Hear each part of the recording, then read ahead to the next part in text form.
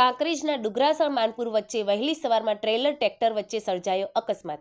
કાંકરેજ તાલુકાના બુકોલીના વતની કરમસીભાઈ જોરાભાઈ દેસાઈ વહેલી સવારમાં પોતાના ખેતરમાંથી મગફળીની 50 આસપાસ બોરી ટ્રેક્ટરમાં ભરીને થરા એપીએમસી માર્કેટમાં વેચાણ માટે જતા હતા।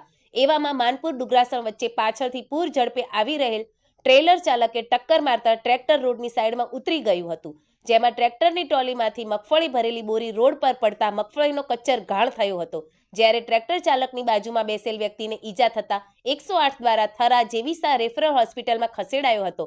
વધુ સારવાર માટે પાટણ ખસેડવામાં આવ્યો હતો અને ટ્રેલર ચાલકનો પીછો કરીને સિહોરી પોલીસ સ્ટેશનમાં લાવી વધુ તપાસ હાથ ધરી હતી।